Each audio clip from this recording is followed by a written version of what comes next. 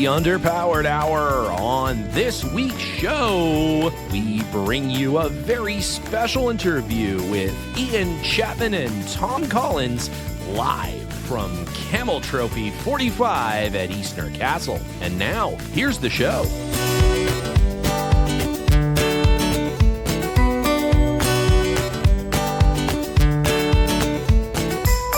Welcome to the Underpowered Hour. I'm Steve Beres, mild-mannered television executive by day and Land Rover collector by night. You can find out more about our cars and what we're working on at theberescollection.com or follow us on Instagram at theberescollection. I'm joined, as always, by my good friend, Ike Goss. Thank you to everyone joining us today. I'm the Camel Trophy to Steven's G4 Challenge. I'm the original soiled undergarment of podcasting, Ike Goss. I own and operate Pangolin 4x4 in Springfield, Oregon, where we live and breathe Land Rovers. Check us out online on Facebook, Instagram at Pangolin 4x4. Let's get started. All right, Ike. This week, a very special show, and we're going to get right into this interview that we captured live during an active hurricane at this year's I think it's Camel called a Trophy. squall. It was a squall. The White Squall. It was, Was George Clooney in that one? Was that? Couldn't say. Yeah, I don't know. But it was, man, was it blowing a gale, to say the very least. At one point, I think Jenna was physically holding the tent down that we were in.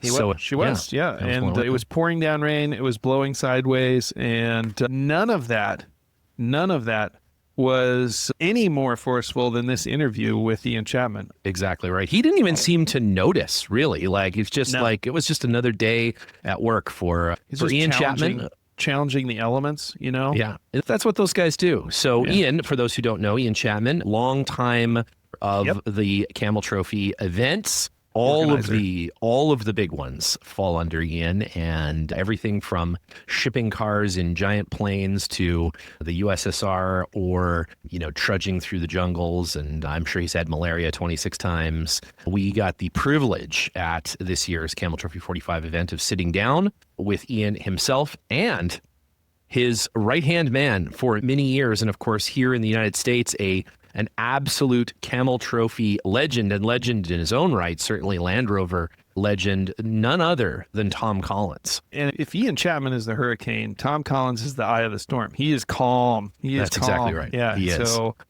Deceptively calm. Deceptively calm. Yes, incredibly capable. But of course, Tom is everything from obviously Camel Trophy to the Trans-America expedition that he did here in the U.S. with Jeremy Hart and the gang, to many other things, launches of every Land Rover vehicle all through the 90s and 2000s. Absolutely legendary, responsible for, sort of coaching many of the U.S. teams, and of course the winning team of Tim Hemsley and Webb Arnold to the one U.S. victory. So very exciting stuff and great people to sit down with. We got so into it, we barely had time for introductions, really. It was just, we sat down and they got into pure gold. So they just started. I think, and here's how this started, because we were going to do an introduction and they just started talking. They did. And we were like, oh, this is actually kind of interesting. And it was like the knife fight at the Camel Trophy. That's how it started. That's how it started. Yep. That's how it started. And this is going to be a great interview.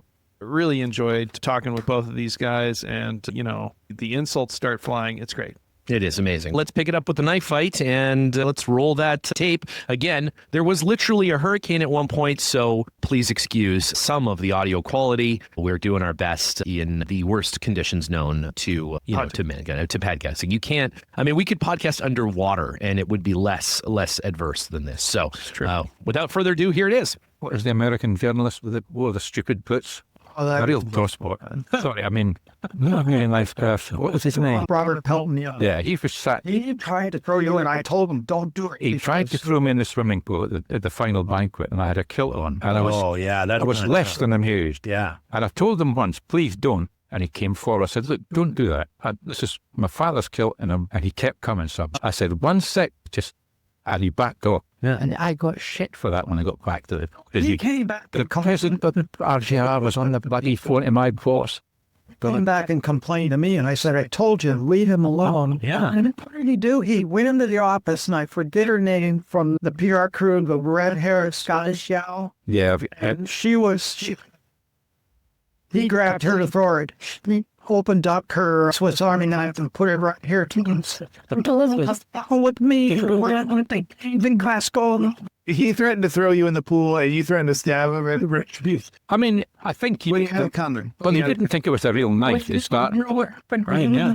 He was Something serious. He was working for CNN, and he was in Afghanistan. And to make it better, he wouldn't fake a kidnapping with the Taliban. Oh, no. And they reported it. They finally figured out that he arranged all of that, and that way we've never heard from him since. Yeah, why would you? Oh, this is... I think we're going to lose that pain. Yeah. Remember, we were told, no pictures of the military. Yeah. And when we were all on the airport, we were all in a back of a military open truck, and the colonel came by, and stupid Pelton comes up and starts taking photos. We get stopped, the guns all come out, and they were going to confiscate all the Japanese cameras and film. Would you say he's the worst person that has been on Camel Trophy? Oh, no. The worst part He was up there with a kind of middling person. He was a pain in the butt for me because he was my journalist. Nice. Yeah. Wow. But he wore these stupid lace-up leather boots. You've got like a snake boot kind of a thing. Yeah. And we wrote a couple of books, World's Most Dangerous Places. Okay, yeah. He's going to all these war zones and everything and looking for trouble. Right. Well, everything we saw in Tanzania was true, and I mean, he was poking the bear with the military and with and everybody else. What do you think's more dangerous, the military or Ian? No, I'm a person can't really. It wasn't dangerous. Ah, it's fine. Unless you were going to throw him in a pool in his kilts, and then maybe. Yeah, a little. But I think that's true. Absolutely, yeah. Be thrown in a pool. That's exactly right. Yeah. If too much water and not enough whiskey. And then you notice, I never tried to throw him anywhere because he'd over there. You know, the only thing with Ian, what he really wanted, when he told you what to do, he wanted you to do it. Right on. Yeah. And he was the boss. So. Seems reasonable. Yeah, what is reasonable? So how did you two initially meet? Like, Ian, you found Tom, yes? No, you were together, right? We were completely against each other. He's Team USA. Yeah. He was with George Thea. I was with Don Floyd. Right. And we were in Madagascar in 1987. And we competed against each other. And the Turkish team, the UK team, the American team, and the Swiss team, we all became great friends. We ended up towing each other to get our place. But we didn't join the mutiny. Rough enough. We were the only 4 teams that didn't say the management got this wrong, and they refused to do speckled bath at the end. Right. So my partner, Don's not that tall, but he's a tough little guy. Yeah. And he is in the middle of all these guys that are taller than me. And he's poking him in the chest and everything. And Ian comes over to my car and says, you better get over here. Your partner is going to get killed. And I'm going, Don. And Don is just fired up. He won't listen to me. Ian goes in and grabs him by his shoulders and picks him up. And he and I carry him back to the car and sit him down and said, just chill. Just chill out. Yeah. Let's study for the next deal. Then it all ended. They came over to me and they say, you're the one that has to make the decision and do this and that. And I knew they weren't going to go on. They were just going to sit there. We were all prepared to go again. And I said, okay, just screw it. You guys do whatever you want to do. Interesting. And then at the end, Flying on Earth, he just kept getting in our face. And I was getting, because he tried to steal my watch when I was asleep, all kinds of things. Dutch competitor. And I was just about ready to take him out. And they gave us machetes. Okay, yeah. And Ian came up, turned his machete sideways, and just slapped it down on the table and said, that's enough of this stuff. We're done. Remember the days. It was a different event back then. Communication. Yeah. Our French doctor was drunk all the time. This is a rat mostly there. Oh, yeah.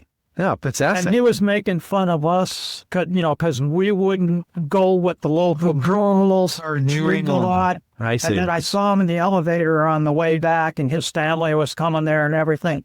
Oh, yeah, he had a STD, and he had malaria because he was... Yeah. Oh, my God.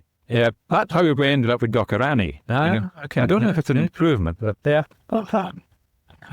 So anyhow, at the end of Madagascar, because it didn't have a lot of problems. Yeah. So Chris Drew was the head at that time, along Duncan Lee was the big boss. They called Ian up and they called me up and said, well, what can we do to improve this? And we both had similar ideas. Next year, they asked me to help be a support driver. Ian oversaw the competition group. Right. And then the year after, Ian became the boss. And then he asked me to come back. Yeah. And because of this man, I got to do so many great things and worked with Land Rover in North America for years. Yeah. And you two worked together on Camel Trophy for how many years? Well, I was a support driver. Yeah. And I was involved for 12 years. Yeah. And I was Ian's chauffeur for 3 years. And then I drove the comms car. Yeah. And, I wasn't his level by any means. Oh, rubbish. Well, I couldn't do the negotiations. I didn't have the balls that you had to do all the negotiations and everything else. You were more honest than I was. But obviously a great team because you guys managed to get. There's the thing. That's really what it's all about. Yeah. And I mean, Tom's not the only one. No. But most of the guys that over the years I'd brought back in, and they were all, it was far better to have an ex-competitor. Yeah. As a marshal or as a support driver, because they knew the role. Right. And that welded the team together. And I mean, here's a perfect example. And I don't know, half the guys here were support drivers. Yeah. A lot of them were ex-competitor. And that's why the thing worked so well. It wasn't me. I made some decisions and spent the money. But really, it's down to all these folk that made it work. And so, well, you cooked them, right? Yeah, probably. Well, not initially. I had nothing to do with the selection. Sure. That was, last man standing. After they were competitors, you saw something in them, you asked them on. And we made the odd error. We had an Italian who will remain nameless.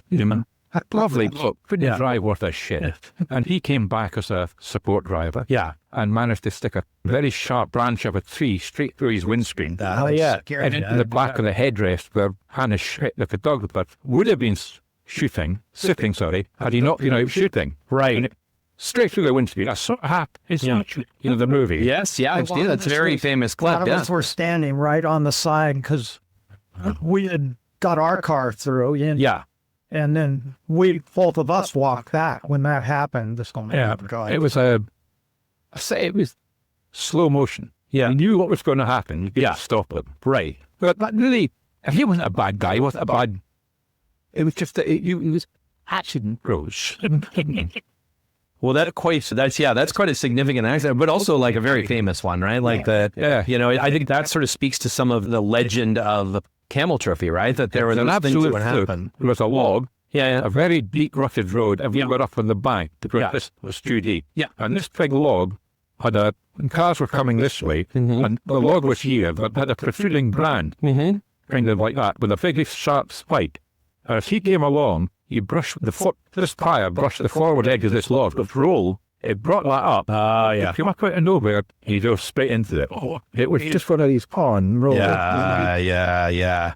You know how lucky we were that didn't get killed. He was in a helicopter that fell out of the sky. Yes. Skidding down and survived that one in the helicopter. I have to say, this weekend I've met more people, and Ken sitting over here behind the camera, that have been in near plane crashes or actual helicopter crashes or actual plane crashes that I maybe have in my entire life. So it just you have to go with video. Yes, and I've heard it all speaks to the person looking. You don't meet the ones that didn't make it. That's a good point. Yeah, that's right. Yeah. I've done a lot of crazy things in my life, things that I pushed it too far. And I figure there's a guardian angel somewhere that keeps pulling me up, slapping me, and I have to stop. Right. Well, you're getting away with it still, to this sick is so far. Yeah. And you're still actively using riding motorcycles, skiing. I ski a lot. Yeah. And I ride my KTM and my Kawasaki. I'm so slow compared to what I used to be. We're still riding some technical things, but nothing like I used to. Wow. The guys I'm riding with, of course, are younger than me, and they're very nice. They stop and wait in the corners. Well, the fact that you wait a minute. Now, did you stop and wait when you were younger? Yeah, we did that. When we rode like fast. Yeah. The whole group was very similar. Yeah, one of the guys I'm riding with, we tried out in 1990, was a Final Four, and he'd been more, and he was the KTM dealer in our area. Oh, okay. Okay. So what's it like to be back at Eastnor? I mean, you guys probably come back more than just, No, you know? Cross Diamond. No, I was going to say Cross Diamond. We did come back. When did we did a Land Rover thing here. It wasn't Camel Trophy, a Land Rover thing about a few years back. Just your microphone. Oh. If you You don't cover- want to want us to go back to the beginning. You're good. I would never remember this. And for me, I haven't been back here since the last time the U.S. team came. Oh, wow. Okay. I haven't driven a 110 Camel car like I did today Yeah. since 1990. They let you drive. Wow. And you were my support driver, and I wouldn't have let you know this. And we're like, I know Chris Batwell. right? Yeah. Was it left or right hand drive? Yeah. Oh, yeah. It's not that great. I haven't driven over here since Ireland. It was 2016. Okay. All right. So- Yeah. A minute ago, but My it's fine. first little trip up here, I stalled it. Yeah. And, it was a little embarrassing, but then I got the hang of it again. Yeah, I think people give you It's like the riding a bike, isn't it? Yeah.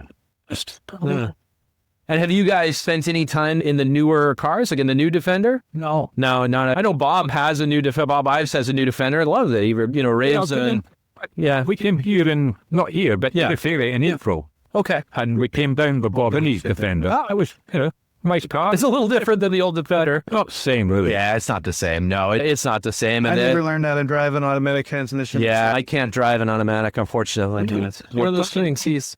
I know. It's just one of these things. He's not good with cars with more than 2 fuses either, so that's also not really his bang. Is there? No, it's just all these things. Just doesn't know how it works. In the case. I understand things like ball. Yeah. But Yeah. Well, it's a great mystery. Well, Yeah. what you have to understand, Roger Craythorne explained this to me the first time I was here. You know what it is? We're two nations that are separated by a common language. That's right. And you have all the wrong. I thought you were talking about English and the Scots. Well, yeah, that's also around there. It's funny, the folks, I'm not sure if it was the Turks or if it was the folks from the Soviet Union last night saying, like, they thought they understood English fairly well. From the what? I think from the, were they Russia. Soviet Union? Yeah, were they not? Really? Yeah. I've been disbanding. We had the Commonwealth of the United States. No, that's two parts. That's one. Yeah. But they were saying that, they thought they understood English fairly well until they encountered a Scottish accent. And then, what Duncan and Ian, yeah, but, that's all right, though. Yeah, It's not what you say, it's how you say That's it. exactly right. That's exactly right. I speak nothing, I'm a willful ignoramus when it comes to foreign languages. Just useless. But I've got in all sorts of countries all over the world and only speaking English. How you say it. Yeah. So your staff you developed from previous competitors. Those people that weren't previous competitors, where do they come from? Like, what's that fellow, Mark Smith? You know that guy? Yeah, Mark, we did the Yukon Physical Something Trail and to Darien Gap. Yeah. He was the head scout from Madagascar. That's okay. And Mark and I became very good friends, and he's since passed away. Yeah. And Ian and Mark became good friends. Yeah. How do you guys meet? Well, Mark was Tom said, Mark the trailblazer type person on the Madagascar event where we were competitors. So we met him here. Oh, The day, all the talks about what Madagascar was like and everything, because he was the lead scout. so he did some of the training as well. Yeah, he was here. And he and Roger Craythorne had kind of opposite views on how to do things. Okay.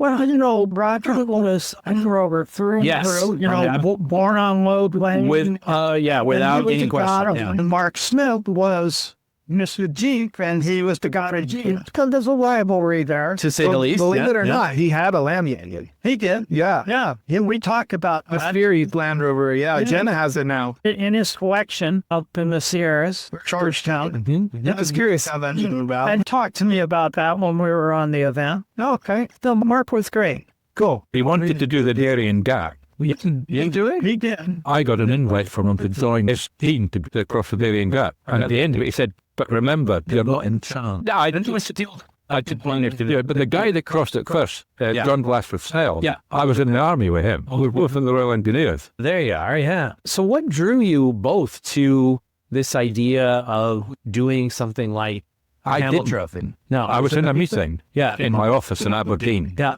With British Gas. Okay. I worked for Ferranti offshore system. Yeah. And we were developing deep water intervention system for 10,000 feet water depth. Okay. Or yak oil well completion facility. Yeah. A secretary came into the meeting and said, "Excuse me, and there's a phone call here." I said, "I'm busy." I said, "Well, could you just step out for a second?" If I went out, she said, "You've been selected." I said, "What have I been selected?" She said, "The Golden Camel Trophy selection." I said, "I have applied." I applied, it wasn't a joke. It was absolutely fact. Wow. And so I turned up, and along with some of the other competitors, there were Mark Day, Duncan Barber, Bob and Joe Ives, and George Egan was there as well, and a few others. And I ended up being selected. Wow. And that was it. So without your secretary, without your knowledge entering you into the selection consideration, Yeah, well, it gets even funnier. Trophy would have taken a much different It's even funnier than that, because the reason she knew about it was really because of me. I was a member of the D-Side 4-wheel drive club. Okay, yeah. And I had a lightweight Land Rover, and then I had a Range Rover that I converted into a 4-wheel drive bobtail. We were on an outing one weekend on a Sunday, and it was cold weather. We had a campfire thing, and the guy, Duncan, his father owned a hotel in a village in, and they provided the sandwiches. And in the bottom of the sandwich box was a bloody Camel Trophy application flyer. Yeah. And it went around the group. "Oh, it's a fix. No, it's an advertisement. Right. No, it's cigarette. Don't bother. You'll never get on it." Right. So I didn't really know where it was. Folded up, put it in my jacket pocket, forgot about it. A couple of days later, I was in the office, and I hung my coat up, and this thing fell on the floor. And I never even thought about it. I just kind of burned it in the bin and left. Well, Liz picked it up, and she thought, just the thing. Maybe go for a little while. That's the end of the story. Oh my God. Using trialing, is that right? With the Range Rover and the lightweight, and so then Yeah, I've been doing that for a few years. Yeah, I had the lightweight first. Yeah. No, I'd had Range Rovers anyway. Yeah. And then I bought, when I had my business partner and I owned a diving company in Aberdeen. Yeah. And when we came to the end of that, and I joined Ferranti, Yeah. I had a Range Rover on my own, a 2-door, white 3-door one. And I was in weekends with the off-road club. Yeah. They were getting more serious, and it was getting more of that. Right. I didn't really want to wreck my Range Rover. Yeah. So I went and I bought a lightweight from somewhere in England, and that's how I got the lightweight. Good days. And see, so it really started as like a RTV interest in that, and then That was it, really. wow. The stars were just aligned. Right? I mean, that's what an incredible, because without that, where would Camel Trophy ultimately, or without either of you, right? How would Camel Trophy have progressed? It's easy for you. Like, We don't know. obviously in the United States, Camel Trophy became a huge thing, not just because of Land Rover, but I think just generally speaking, obviously it was playing in every dealership as they, relaunched Range Rover and all that sort of stuff. So it became very popular. Being associated with it was what was sort of, I know that you said you found the application in a magazine, but like, what was the interest in wanting to go and do something like that? Like, Well, my whole life was around vehicles, as I started saying with the old one as a kid. right? And I had 2-wheel drive, beat up Fords and things, and we were always pushing them in the mud and off-road stuff. And with 2-wheel drive, you learned how to get unstuck, jacking it up, throwing bushes under. Yeah. You're like, I really like to push cars. and I was racing motorcycles. Yeah. Sure. And, in Aspen area in Colorado, we were out all the time playing on, Pearl Pass, Taylor Pass and all that. And during elk hunting season, running in deep snow with 4 chains on Jeeps and pickups and everything else. We had winches on them. Yeah. We'd fall off the road, winch ourselves back up. And Yeah. sometimes there was more off-roading than hunting. When did you go on Camel Trophy? Yeah. I did a lot of stupid things like Yeah. riding rodeo, wild horse races. Okay. And one bull. I didn't like riding. All right, those, okay. But I Well, rode barebacks for a season. I fell off. Yeah. So now how much of it is just being like, it sounds like a complete lunatic. How important is that to being successful? Do you think it Camel Trophy? Maybe not a lunatic, but being willing to do, sort of these things, being not just interested in it, but being maybe having that sense of giving it a go, right? It's an adventure. You want to try something new and go for it full force. But also to make sure that you're on the helicopter. Sorry? How do you distinguish the two? If the rotor's going round, it's probably okay. I distinguished the one that skidded down and survived. Yeah. He brought that over in a box, and our pilot, Jerry, really knew what he was doing. Now, the one he was on in Tanzania that he jumped out of, that one had a bad result. Yeah, that one, you narrowly escaped a disaster there. But it's amazing, the teams of people that are here, all of the different individuals that have, this is that one thing that drew them together. And they're every individual, and the two of you are perfect examples, right? Very different people, but at the same time, extremely similar, right? Like you have a common bond that is, so much deeper than somebody who's just casually interested in a Land Rover or casually interested in RTV or something like that. It runs through the whole staff and people that were support drivers and the rest. And generally, the type of person that was selected, by its very nature, the selection process is a series of filters. Right. You ended up with like 70,000 people from Holland applying Right. for 2 seats, right? Right. So you can't just have it for a weekend and choose 2 out of 74,000. You've got a series of filters from even as bluntly as do they look right? And if they don't, I'm afraid they go aside. Yeah. Because You need something. it's all going to be on camera. You don't necessarily need Schwarzenegger or there needs to be a particular type of person. Yeah. So by the time you get through all the filters, you end up with 2 folk that are actually, they may look different, Right. they speak different, but they're actually fairly close together. Now, if you multiply that by 20 countries taking part, and you apply the same filters all the way through, what do you end up with? You end up with 24 guys or girls that are actually not that far apart. Right. Very similar in a lot of ways. Right. That's why it worked. Yeah, that's not work. And the girls turned out to be very good and tough also. Well, both of our wives are rally drivers, so I think largely inspired by Camel Trophy and Dakar and things like that. So Now, last night when you were asking all the people on how they got started and everything, being started. Yeah. So many wives and a secretary. It was because of them that we got started. And of course, I was waiting for my wife at the dentist office. She's a hygienist in the magazine. I found the magazine the other day. Found the one that had this, the address, and I have it in a box somewhere. God. And so I put them on the shelf because that's what started it all. 100%. But the other guys, you heard so many of them say, well, my wife is the one. That's right. Yep. Yeah. Look like to do that, wouldn't you? Get rid of me for a little bit out in the woods there to go. Well, no, it's true. And I think that, again, that encouragement wasn't there. Not only for Camel Trophy, what would Camel Trophy be without Tom Collins, but what would Land Rover in the United States be without you? Because obviously your contribution there to not just a great asset to the company there, but just the kinds of adventures that you promoted in the United States, I think inspired a whole generation of people. We had Great Divide Expedition and Transamerica Trail. Those took a long time for Transamerica Trail. Yeah. And I'm forgetting Jeremy's last name now, but Yeah, Jeremy Hart, yeah. it's the one that actually got Land Rover in North America to do it. 20 years after I proposed it. Yeah. But Bill Baker had an idea. Yeah. Land Rover would have still been something because Bill was always coming up with a great idea. Went around. I drove around the world for the launch of the Series 2 Discovery. Did 2 of them around the world. Yep. In 56 days of driving. That was good. Yeah. But Bill Baker, this is really good. After the light show and going around the world with you, he came to me and he said, that Ian is a friggin' genius. I have a question. So we hear about Land Rover's involvement in Camel Trophy, obviously, and how much influence they have and who they had directing and this. How much influence did Camel have over this? What was their... Land Rover had nothing to do with organising the event. Okay, not necessarily organizing it, but people associate, Camel Trophy. How much did Land Rover as a brand really have? How much would you get a call from? Well, you're looking at it on your shirt. Yeah, right. Yeah. Well, that's not what I'm talking about. Right. Land Rover, they weren't even interested really to start with where the event has been held. Right. They just wanted to give you cars. And next year there'd be another, and the cars are going to look kind of the same. Yeah. And if there's a new model coming along, let's put the bolt bars and the roll cages on this car. Right. But we'll keep some of them as well, just when they introduced the Freelander. Yes. I hate them to this day. When they took part in that event in South America, they had to send a Defender to look after the Freelander. Of course. Yeah. That struck me as being kind of strange. Well, good about the Freelander, and all the guys told me that when they came to the snow drifts, because it's light and it had those skid plates. Yeah. And just kind of jump it. I had to crawl over and often got stuck in winch. Slid of the cross. And that was a special case because of the design. And the design of it, yeah, because it's it looks shaped like a toboggan a little bit. So they performed good in some places. Some places, yeah. Most of them survived.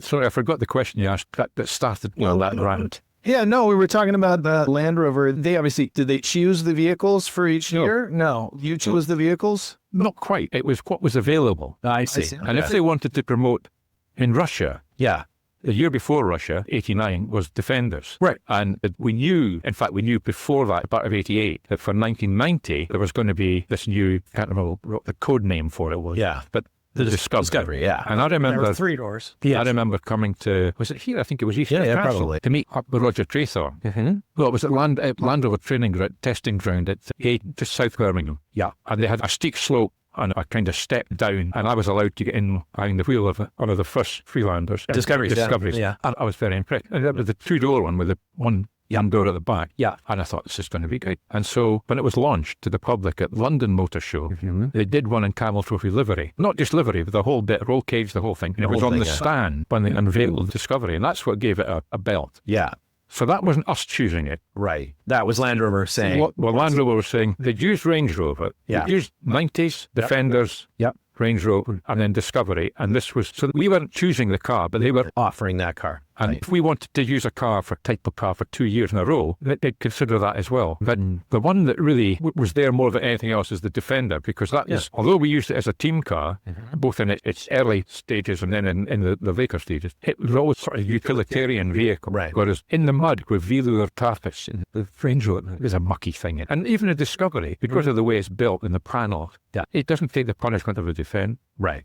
Right. So, but the underpinnings, drivetrain-wise, they're very similar. Yeah. Now, did teams, how did they feel? Like if you show up to that event, were they excited to drive Discovery, or were they, Absolutely. Yeah. And the Discoveries, they were great. Yeah. You just watch the faces of the teams when they come off the airplane. Yeah. Or off the bus, wherever. You could see them looking at their new cars. Right. We're gonna kick the shit out of them. These things were gleaming. Yeah, right. Yeah. Every decal, everything was just perfect. Right. Kind of about a day and a half. Except for Madagascar. Right. We got there, the cars didn't have decals. We had to outfit our whole car ourselves. Oh, interesting. And it was very hot. Oh. Now I've heard that, they would go around if cars got scratched or damaged and kind of touch them up a little bit. Is that true at all? No. No? How did you hear that?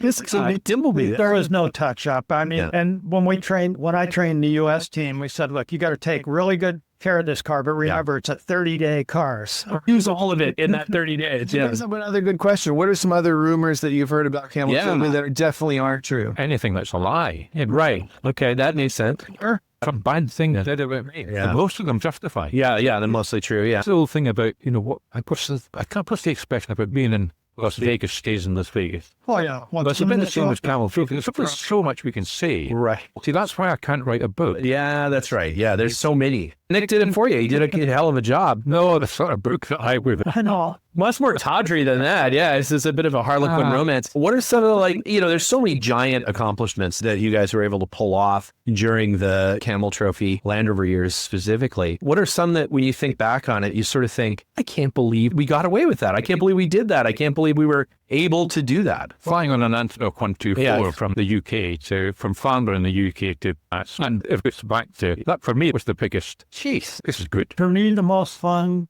was when Ian had me lead the pre-scout for the 94 event in 93 while Ian was running the event. That was good. In fact, we were on the final banquet at the end of Camel Trophy, and we got, was it Beres? Yeah. Our comms guy connected us with Tom on the pre-scout, the other side of the world. That was great. Wow, that's very cool. Yeah, we were chatting to each other on the radio. Tim West and I were talking to Ian, and our team won. Yeah. Which, we had never really won. This is fantastic. Yep. That was great. That's amazing. And Steve Silk's here, and Steve, he was Ian's representative, and he's the one that handled all the logistics and dealing with all the people. He speaks perfect Spanish. Yeah, Portuguese, Spanish. Yeah. And he was just here. I was chatting with him, and we were chatting about the event. We had some serious adventures, but I didn't know I was going to do. So we were at Eastnor, and Ian walks up to me, and he says, well, I have to be on the event. We have to do the pre-scout at the same time because of the winter and the Andes. And he goes, you're going to lead the pre-scout. I said, well, do you have a map or anything? So he pulls out of his pocket a map of South America with a red line. I was like, you need to go through the swamps here, and you have to go over Secumpa Pass. Figure it out. Just figure that out, And he walks away, and he turns around, and he goes, oh, by the way, Secumpa Pass is mined. Yeah. You have to figure out how to get through the mined area. Well, there you go. Yeah. A minefield. So we get to that minefield. Yes. They're having a map drawn by a very corrupt border guard. Of course, yeah. And then I'm not comfortable with this. And we stoned the house. So I radioed Steve and said, let's pull in and see if there's somebody here. Yeah. Well, as soon as Steve and I stepped out of the car, 8 guys with H&K 91s, black ski mask, black uniforms pop out. And they have us surrounded. Vince Thompson, our SAS guy, he disappears off into the darkness. And Steve says, can we speak to your commandante? And the commandante was a major, and he knew everything that was going on. And so he And they were on patrol because in Peru, there were a lot of trouble. Sure. We were close to Peru. Yeah. And he looks at the map and he says, yes, that'll work. And he said, but here's some better roads because Camel Trophy wants these better roads. And he said, look, you'll be okay if you stay. You'll come to a couple of stakes, you know, the green stakes with barbed wire fences, and there's a wire that goes down. And there's a paint can lid with a skull and crossbones that says Peligro Minas. And he said, you'll know if you stay right along the edge of that, you'll be fine and go 68 kilometers before you go off the road. Yeah. He said, well, there's a blown up Land Rover over there. And I said, and he said, 5 kids came up from Antofagasta years ago and they touched off one of the mines. And that was that. That Land Rover was just a heat because they were anti-tank mines. Oh my God. Defender one can take a hit from an anti-personnel mine. It might blow a tire off, but it can keep going. You know, we had some in the military in Australia. And then my buddy Jim West, Collins, are you red mist yet? You red mist? I know this is 2 o'clock in the morning. And we finally get down 68 kilometers. We pull over. We camp. It's freezing cold. Yeah. Great was 12 degrees below zero. And we didn't last. I had a great sleeping bag, but the other guys didn't. So we didn't last too long. And when we got into Antofagasta, we met up with the Chilean 4x4 Club, who does a lot of events. And they said, you camped at 68? It's 72. Got lucky. Oh, that's fantastic. So these are some of your biggest accomplishments. What are some of the missteps?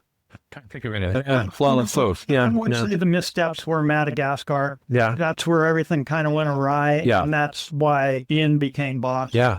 And after that, smooth sailing. Smooth sailing. Yeah. Sorry? Yeah. After that, it was smooth sailing. Absolutely. Yeah. Relatively. No, but I mean, you know, just what Camel Trophy means to the people that, like, you know, I say to my wife, went to space camp and was going to be in the Canadian Air Force so that she could hopefully one day be an astronaut, but that didn't work out, right? And so I said, well, I've never wanted to be an astronaut, but Canada, where I'm from, never had the opportunity to participate in Camel Trophy. And that was one of those things where it's like now, you know, having a Camel Trophy truck and knowing as many of the Camel Trophy people. States, they call them a truck, you know, it's a terrible thing. But having that, you know, it's the closest I'll ever get to, it's like owning a space shuttle. You know, I'm not going to space in that thing, but people did. You know, real people went to, Land Rover. you know, in the Land Rover. It's called the Lunar Rover. The Lunar Rover, you know, It's one of those things where, you know, have these incredible group of people that have done these incredible things with these machines. And I don't know that we'll ever see anything that even comes close to Camel Trophy again from a, you know, just the type of vehicles, the way that we deal with the environment and things now. But I think there's also like an overwhelming amount of things going on in the world. And at the time that Camel Trophy was happening,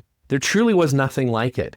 And to see that footage come back, to see those articles written, it was absolutely incredible. It's like nothing else that had ever happened before, you know? Yeah, but you see, in the future, something else will come up that takes people's imagination much the way Camel Trophy did. But the Defenders, bless them, diesel engines, you know, gear leaving. Yep.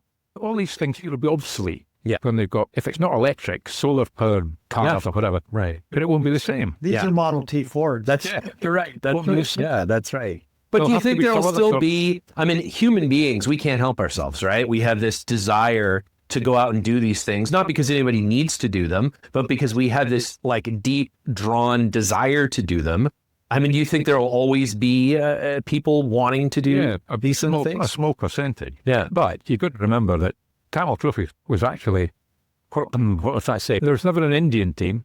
Right. There was never an African or a team from countries in Africa. Yeah. Because the third world didn't get the chance. Right. So this is very much, I was going to say a rich man's pastime. It's not really. Yeah, but a developed world for sure, a Western world. And although we did good things in some countries, it was only scratching the surface, really, because we saw an awful lot in some of these countries where really people don't have a great life. Yeah. And it makes you just feel that much more appreciative of how well off we are, really. Yeah. Because it's a sobering thought. That Another story on people that didn't have it so good. I can't remember the name of the village in Madagascar, but I just remember people taking me over to a shack that was a hotel and it said Hotel Colorado on it. I asked why they had these names. Well, they'd listened to Belgium radio that had old radio from the United States that talked about the Wild West, those kind of stories. Yeah. But in the meantime, while I was doing that, Ian and George and their whole team, they were parked, and a young man came out that had cerebral palsy or something, and he was in really bad shape. And Ian and George gave him money, and he immediately went to the market and bought some food, and most of the village came over. Makes me cry. No. They came over and thanked him because his parents had died, and that village was taking care of him, and they were so appreciative of what Ian and George did. I mean, the ability to make those little impacts, even though you're right, there's so much of the world that we can never do. That. Yeah. That's really incredible. I think a lot of people powerless to make a difference when they see that disparity. They visit a country and they see such vast inequity, but really you just got to remember sometimes something so small makes. Yeah, I got the feeling on a couple of occasions, or maybe more than that, maybe really we shouldn't be here. Put it aside, that wasn't the name of the game. Right. Yeah. But we tried to do what we could. Yeah. It wasn't a lot. I felt that a little bit in Civil West when we were at Rice Barns. Yeah. No, I mean, and I think that with everything, JLR trying to, don't call it Land Rover, is trying to do with this new thing, it's interesting. I think that, trying to focus on that sort of thing is interesting. And it's an interesting, I don't know if they're conscripting the legacy or if it's a co-opting rather the legacy or if it is trying to do something, sort of more, but Are you talking about service awards? well, service awards and the new Defender Trophy that they're doing. Yeah. But look at it. The people that'll be the competitors, they'll be just like us, Yep. wide-eyed and appreciate it Yep. so much, and it'll change their lives. Yep. So it'll be different. There's Yeah. no question about that. And, they pointed out in the presentation, it'll be different, but it'll still be a great thing for all the people that get to take part. I think you're exactly right. And I think the thing is and you said this many times, it's the people, right? It's not the cars. It's not the track. It's not the, special tasks. It's the people. And from, only being able to experience it through the films and things that and the pictures that you guys all brought back, that comes time and time again, that it's these interesting people. It's, it's being able to sit down with, folks like you. And we've had the benefit of talking to many Camel Trophy competitors over the years, and they all have that same statement. It's about my teammate. It's about the other teams that I was on with. It was about, this. It was about that. Never do they ever say it was just so great to drive a Discovery through the mud for 2 weeks. Yeah. Yeah. That was awful fun, too. It was very fun. Yeah. As Tom said about Madagascar, we weren't all the best of mates. Right. It was, it didn't quite come to fisticuffs, but it wasn't far off of it. Yeah. So it wasn't everybody loves everybody else. Right. It's a bit of everything. Yeah. It's a balance. Yeah. And I suppose every person, or maybe every team, got a certain amount out of the thing that was different to everybody else. Even support drivers driving the workshops, for example. Yeah, These were Land Rover guys that never went on a training course. Right. Did, a camel induction thing. Yeah. They were told by Solly, or they actually volunteered in the main. They were told by Land Rover, you're going to Madagascar, you're going to drive the workshop. Yeah. And that was it.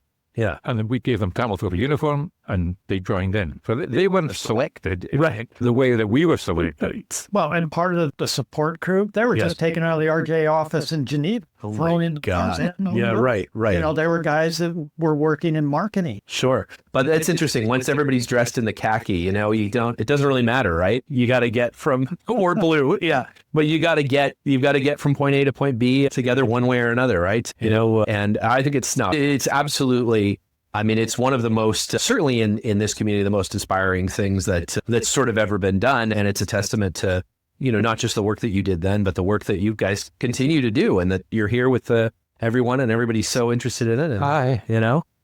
Telling the same stories over and over. Everybody still loves them. Yeah. Well, for being here, I've gone to reunions before and really didn't fit in that well or anything. I come here with all these people, and it's like we've never been apart. Right. Yeah. We just sit here, we talk, we ask about our families, we tell a few stories, and then we ask what we're doing, what you're doing now. Yeah. Yeah. Never been apart. See this guy, and it's saying we haven't seen each other in years. No, quite a while. Duncan Barber and Andy Dacey, of course, at Overland. I was able to see them, but that's pushing 8 years now. Right. Yeah, that's right. Since they picked me up at the Birmingham airport. It was just like it was yesterday. Yeah. No, and Duncan is a great friend. He and I work together on Game of Thrones, and so what a small world that you run into these incredible Camel Trophy people in their, their sort of normal lives, if you will. So my daughter, after college, she took off and wandered all over Southeast Asia and did motorcycles, boats, trucks, buses, you name it. And she goes, in Indonesia, I kept running into people with Camel Trophy shirts. And I'd say, my dad would think who we were. One of my buddies that I worked construction with went to the bases in Antarctica and worked as a carpenter. He came out to Ushuaia and met up with Argentines, and I was having a beer with them, and they were talking about Camel Trophy. He said, "Oh yeah, my good buddy, he did that." And he said, "They knew who you and the other guys were." And he said, "Yeah, I felt like a hero for a little while knowing the Camel Trophy guys." That's amazing. Well, what are you guys next? up to now? Yeah, what's next? What's the next adventure? For me, I retired in 2017, and the motorcycles and hunting, things I always do, and Ian laughed at me because my friends got me pulling golf. That's a joke. Somehow I just can't imagine. Yeah. On a golf course. Yeah. It doesn't quite fit. It doesn't really work out. Right. And, riding the dirt bike, we're still exploring the Great Divide trails. And You ever get a little urge to just take that golf cart and not that through the pond and golf cart? Yeah. Some of my cars, they end up getting off road a little. What do you drive off road? I don't have Land Rovers anymore. Okay. I sold. I know, it's terrible. That's all right. I have Roger an Treason is just old F-250 that I bought when Ford owned Land Rover. Okay. And, that thing's been in some terrible places. Yeah. another feeling. What about you? And what do I drive? What are you up to these days? What are you driving? What are you doing? Yeah. Fire. Yeah. I drive. Actually, I don't, but I have. So it's my wife's car, a 25-year-old Ford Focus. Oh, very nice. Yeah. Those are a great rally car. And I had a Jaguar XR. Oh, nice. Excellent. My house was flooded on the 13th of June. Oh, no. And the garden and the office and the garage, the ground floor of my house, under a foot of water, including the Jaguar. Oh, It looked pristine, yes. but it was fucked. So I went to the scrapper. Oh, no. I had it for 12 years, 58,000 miles, load of junk. So you're waiting for one of the new pink Jaguars? I don't think so. My wife and I are getting to the age where trying to get into a low-slung peg, and if we shut the door behind you, I'm getting fed up with that. Somebody that sits up high, you open the door, put your bum on the seat and slide in. Yeah. I'm told Freelander 2 was a great car, It sounds to me like a Freelander 2, or even a Questa Disco Sport. Yeah, Disco Sport, Something like and a Vogue or something like that, maybe, Yeah. And we also now have a Caravan, thanks to the flood. Sure. We're living in a Caravan at the bottom of the garden, supplied by the insurance company. But I think we're going to inherit that. So I need something that I can put a tow bar on the back right. of. You got to be able to tow the Caravan around. So we can fuck off before the next flood comes. Well, here in the UK, the odd thing is, I feel like you could probably, they let you tow that with a Ford Focus. I see people in the motorway all the way along. But the Ford Focus has got a tow bar. It's only a 1600. It's funny because in the U.S., somebody would have an F-250 to tow, Caravan. But here, you'd have somebody do it with the Ford Focus. Well, these trucks you're talking about. Yeah, the big, a proper truck. Yeah, not a Land Rover. Not a Land Rover, not a car, but a proper truck, yeah. Not a Camel Trophy truck. No, not a Camel Trophy truck there. Actually, that's not true. There are some Camel Trophy trucks, yeah. The Bedfords, right? Bedford, Jerry Bennon. That's true, yeah. It's true. Yeah. Bought on my behalf. 6. Yeah. 4 Bedford Cargo. Yep. 1 Bedford Tankard. Your fueling tankard. Yeah. And I put the 6, I can't remember. There's another special type. Yeah. Maybe it was a box body. Yeah. Anyway, bought these MOD. Yeah. Sprayed them Camel, stickers on them. And they did sterling work. Oh, excellent. Through Guyana. Yeah. Well, and then you had the big Russian 6x6s, and those things were beats. They were on loan. But driven by our guys. The American red-haired guy, he was a truck driver. What was his name? Dan Amon. Yeah. He drove one. Okay. Yeah. Dan drove the triple trailers for UPS. Oh, okay. Heck of a driver. Yeah. And he and Jim West, they happened to win Team Spirit. Okay. In 92 because people just loved them. Yeah. No, just good guys. Yeah. But Dan could drive. Yeah, sure. I remember approaching the last special task site, which is over on the kind of near the Pacific. We came up it was in the, sorry, I didn't mean to cut you. Yeah, it was after, there was this really special task sites up on the top. Yeah. And the event vehicles, it was after the special task, we were moving towards the beach. And even the discos were having trouble getting up this bloody slope. Jim, and his 6x6 went round this way, and it went like that, and this thing just, and I was looking at no wind, nobody was pushing them. Slowly crawls. He started to shudder as it got near the top. It was going to go back.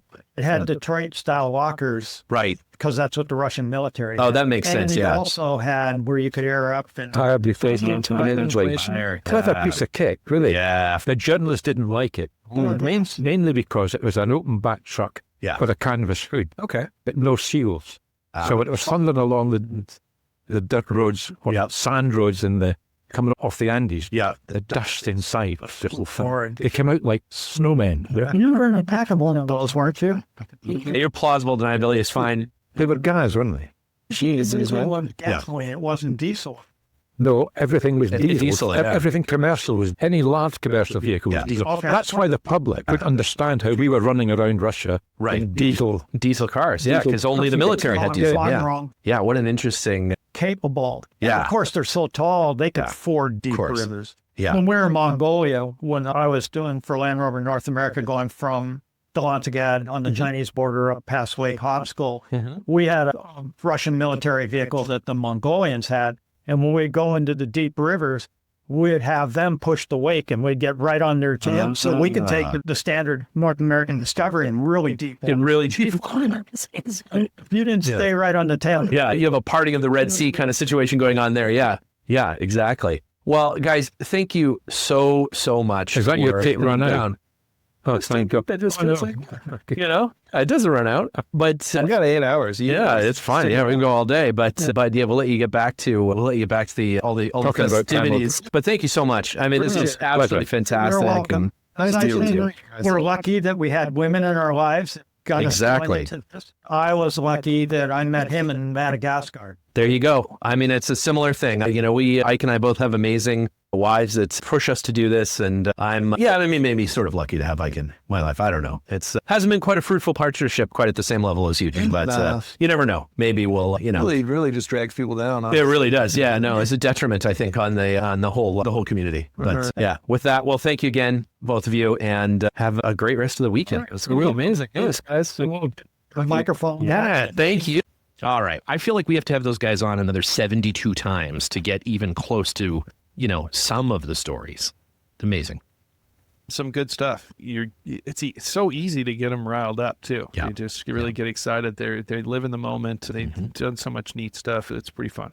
And so many cool things, and kept, coming back to the fact that it's just, it was about the people, it was about the teams, and the vehicles they certainly appreciated and had a great time with, but it really was really an event about the people. I mean, for them, it was about the people. For Land Rover, it's about the vehicles. For That's Camel, right. it's about the cigarettes. It's about the cigarettes, like yeah. so on and so forth. Yeah, So exactly. So there's something for everybody there. there's something for everybody. You like cigarettes, you like cars, you like Scottish guys. We got it all. Jungles, knife fights, Yeah. kilts, swimming Kilts. pools. You got it all. You got it all. What an incredible adventure. And again, a great opportunity to spend some time with those folks together at Eastnor Castle. Thanks again to the fine people at the Camel Trophy Owners Club, Chris Hewitt and his team, Duncan Barber, all those folks, obviously Bob Ives, that put it all together. And man, we had so much fun. That's a memory for a lifetime. Pretty fun. All right. With that, that's it for this week. And we'll be back again with another exciting Land Rover podcast soon. So we'll see you then. All right. Take it easy.